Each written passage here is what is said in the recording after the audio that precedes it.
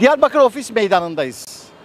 Burada Demokrasi Zamanı Partisi Teşkilatı'nın kurmuş olduğu bir standdayız ve yanımızda Sayın Eş Genel Başkan var.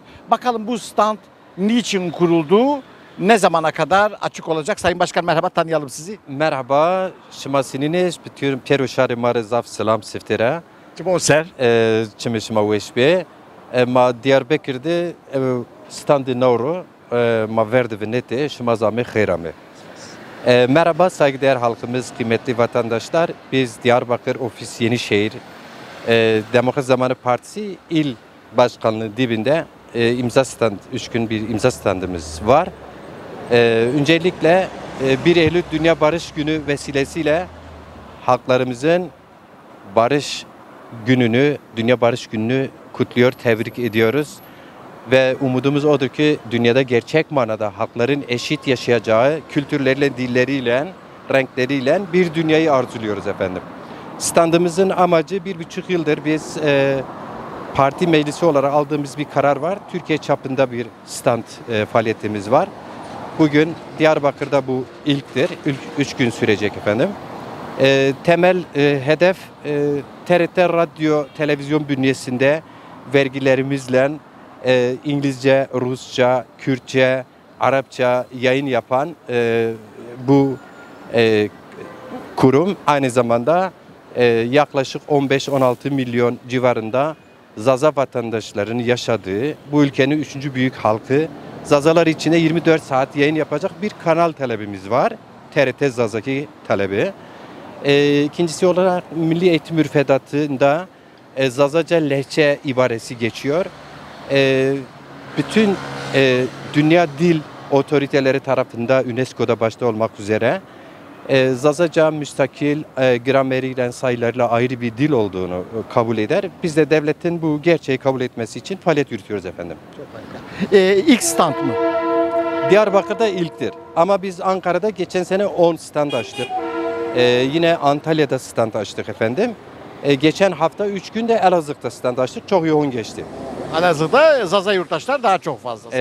Diyarbakır'da daha fazla aslında ama Elazığ'da yoğun geçti açık söyleyeyim. Burada ilk saatimizdir. Daha yenidir. Başka yer açacak mısınız? Açmayı planlıyor musunuz? Hem Tabii Diyarbakır ki merkezinde hem de başka yerlerde. Diyarbakır ilçeleri komple, Bingöl, Elazığ ilçeleri, Dersim il ve ilçeleri. Yani bizim gücümüz oranında doğrusu hareket edeceğiz. Hedefimiz ülkenin dört bir yanında stand açmak. Sonra topladığınız imzalarla nasıl bir aktivasyon yapmayı planlıyorsunuz? Şimdi biz aslında ilken CİMER üzerinde şu anki taleplerimizi bildirmiştik. Ama parlamentoda 4 vekil bunu değerlendirdi. O imzalarımıza farklı adres yönlendirmesi yaptılar. Bunlardan biri Milli Eğitim Bakanlığı, diğeri Radyo Televizyon Genel Müdürlüğü. Ve realde biz bunu toplayıp artık kaç bin ya da kaç milyon imza toplarsak bir yıl sonra götürüp makamlara teslim edeceğiz. Harika. Sizi tanıyalım.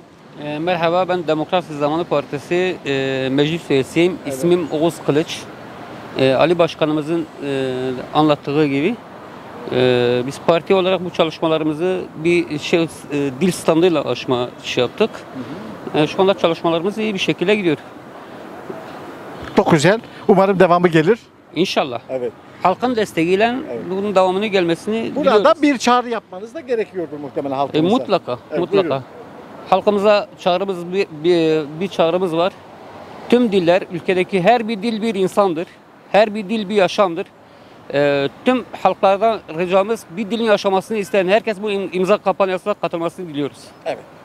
Teşekkür ederim Başkan Bey. Eklemek istediğiniz bir şey var mı? Çiyoga ezvacı mahir roistiyade yani mavazen şare ma peropya biri Kurd, Arap, Çerkez, Laz, Türk, Kambeno ve bebo avguvano az hemvalati Türkiye o evazeno ki ni zuane zazaki şirin biro cüyeye ve biro imza bido paş bido o bebo azay partiye ma maşımaz davet gene.